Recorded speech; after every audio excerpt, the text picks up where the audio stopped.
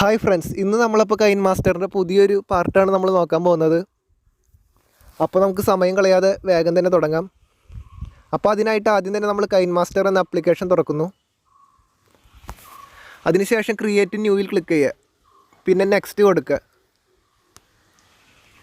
അതിനുശേഷം നിങ്ങളുടെ വീഡിയോ ഫയലിൽ നിന്ന് എടുത്തുകൊണ്ട് വരണം. ഓക്കെ, എന്നിട്ട് നമുക്ക് ബാക്കി ഉള്ള ടൂളിനെ കുറിച്ച് പറയാം. അപ്പോൾ ഇന്ന് പാൻ ആൻഡ് സൂമിനെ തൊട്ട് തുടങ്ങാം നമുക്ക്. അപ്പോൾ പാൻ ആൻഡ് സൂം ഈ ടൂൾ എങ്ങനെയാണ് വർക്ക് ചെയ്യുന്നത് നമുക്കൊന്ന് നോക്കാം. ഈ ടൂൾ എഫക്റ്റീവായിട്ട് നമുക്കിതിൻ്റെ ഒരു എഫക്റ്റ് അറിയണത് എപ്പോഴും ചെറിയൊരു പോർഷനിൽ നമ്മൾ അപ്ലൈ ചെയ്യുമ്പോഴാണ് കേട്ടോ. അപ്പോൾ അതിന് വേണ്ടിയിട്ട് നമ്മൾ വീഡിയോയുടെ തുടക്കത്തിൽ നിന്ന് ഒരു ചെറിയൊരു പോർഷൻ ഇവിടെ ഇങ്ങനെ റെഫറൻസ് ലൈൻ്റെ അവിടെ അഡ്ജസ്റ്റ് ചെയ്ത് വെച്ചിട്ട് ഇത്രയും ഭാഗത്തെ പോർഷൻ നമ്മൾ കട്ട് ചെയ്യാൻ പോവാണ്. അതിന് വേണ്ടിയിട്ട് നമ്മൾ സിസേഴ്സിൻ്റെ ആ ഒരു സിമ്പിൾ സെലക്ട് ചെയ്തു. അതിനുശേഷം സ്പ്ലിറ്റഡ് പ്ലേ ഹെഡ് അടിച്ചപ്പോൾ ചെറിയൊരു പോർഷൻ നമ്മൾ കട്ട് ചെയ്തിട്ടുണ്ട് വീഡിയോയുടെ. എന്നിട്ട് ആ ചെറിയ പോർഷനിൽ നമ്മൾ സെലക്ട് ചെയ്തു. അതിനുശേഷം പാൻ ആൻഡ് സൂമിൽ നമ്മൾ ക്ലിക്ക് ചെയ്യാണ്. അതിനുശേഷം നമ്മൾ ബിഗ് സ്ക്രീനിൽ നമ്മളൊന്ന് രണ്ട് വിരൽ ഉപയോഗിച്ച് ഇങ്ങനെ സൂം ചെയ്ത് കൊടുക്കുകയാണ് ചെയ്യുന്നത്. ഞാൻ ഇപ്പോൾ ഒന്ന് സൂം ചെയ്ത് കൊടുത്തു ബിഗ് സ്ക്രീനിൽ. അതിനുശേഷം നമ്മൾ ഇവിടെ റൈറ്റ് സൈഡിൽ ടിക്ക് ചെയ്തു. ഇനി നമുക്കൊന്ന് പ്ലേ ചെയ്ത് നോക്കാം. പ്ലേ ചെയ്യുമ്പോൾ നിങ്ങൾ ശ്രദ്ധിച്ചു നോക്കും, കണ്ടില്ലേ, സൂമിൽ നിന്ന് സൂം ഔട്ടായിട്ട് ഇങ്ങനെ നൈസായിട്ട് ഇങ്ങനെ വന്നിട്ട് വീഡിയോ പ്ലേ ആയി പോകുന്നു. ഇത് നിങ്ങൾക്ക് നിങ്ങളുടെ ക്രിയേറ്റിവിറ്റി അനുസരിച്ച് എങ്ങനെ വേണമെങ്കിലും ചെയ്യാം കേട്ടോ. ഇനി അടുത്ത ടൂള് നമുക്ക് എന്താണെന്ന് നോക്കാം. അടുത്ത ടൂൾ എന്ന് പറയുന്നത് റൊട്ടേറ്റ് ഓർ മിററിങ്. അത് പേര് കേൾക്കുന്ന പോലെ നിങ്ങൾക്ക് മനസ്സിലായ പോലെ തന്നെ റൊട്ടേറ്റ് ചെയ്യാൻ അല്ലെങ്കിൽ ഇത് മിററിങ് ചെയ്യാനും ജസ്റ്റ് ഒന്ന് സെലക്ട് ചെയ്തിട്ട് നമുക്ക് നോക്കാം. മിററിങ്ങിൻ്റെ ഇത് ഫസ്റ്റത്തെ സെലക്ട് ചെയ്ത് കഴിഞ്ഞാൽ ഇടത് ഭാഗത്തുള്ളത് വലത് ഭാഗത്തേക്കാവും, വലത് ഭാഗത്തുള്ള സംഭവങ്ങൾ ഇടത് ഭാഗത്താവും. പിന്നെ അതിൻ്റെ തൊട്ടപ്പുറത്തുള്ളത് സെലക്ട് ചെയ്ത് കഴിഞ്ഞാൽ താഴെയുള്ളത് മേലെയാവും, മേലുള്ളത് താഴേക്ക് വരും. പിന്നെ റൊട്ടേഷൻ അറിയാലോ, വീഡിയോ റൊട്ടേറ്റ് ചെയ്യാനായിട്ട്. ഓക്കെ, ഇനി അടുത്ത ടൂൾ എന്താണെന്ന് നോക്കാം. അടുത്തത് കളർ ഫിൽറ്റർ. അത് ഒന്നുമില്ല, അത് എടുത്തു കഴിഞ്ഞാൽ ഫിൽറ്റേഴ്സ് ഓരോന്ന് ആഡ് ചെയ്യാനായിട്ട്, വീഡിയോയ്ക്ക് ഒരു എഫക്റ്റ് കൊടുക്കാനായിട്ട്. പിന്നെ അടുത്തത് അഡ്ജസ്റ്റ്മെൻറ്റ്. അതും ഇതുപോലെ തന്നെ വീഡിയോയിൽ ഒരു ബ്രൈറ്റ്നസ് കൂട്ടാൻ, കോൺട്രാസ്റ്റ്, സാച്ചുറേഷൻ, വൈബ്രൻസ്, അത് അത്ര തന്നെയുള്ളൂ.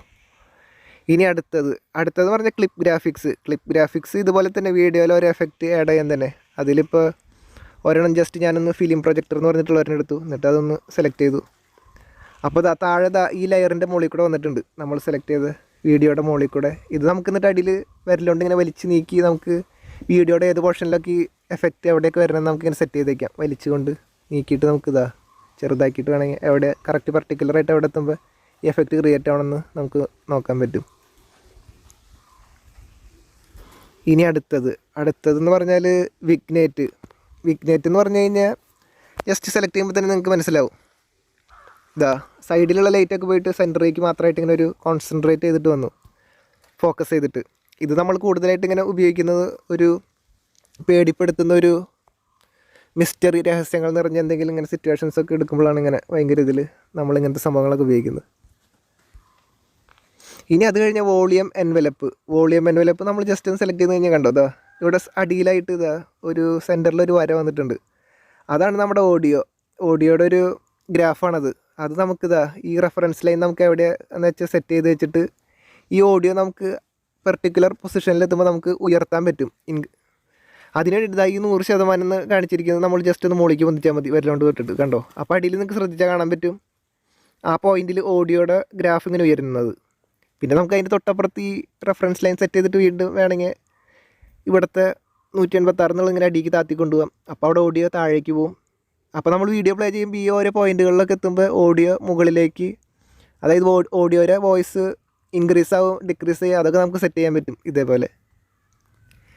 അപ്പോൾ അത് കഴിഞ്ഞു. ഇനി അടുത്ത ടൂൾ ഏതാണെന്ന് നോക്കാം നമുക്ക്. അടുത്തത് റിവർബ് എന്ന് പറഞ്ഞു കഴിഞ്ഞാൽ ഓരോ പ്ലേസിൽ നമ്മുടെ ഓഡിയോ എങ്ങനെയാണ് കേൾക്കുന്നത് അതിനെക്കുറിച്ചാണ്. ഇപ്പോൾ ബാത്റൂമിൽ കേൾക്കുന്ന പോലെ, കത്തീഡ്രലിൽ കേൾക്കുന്ന പോലെ, ഗുഹയിൽ കേൾക്കുന്ന പോലെ, അത് അത്രയേ ഉള്ളൂ.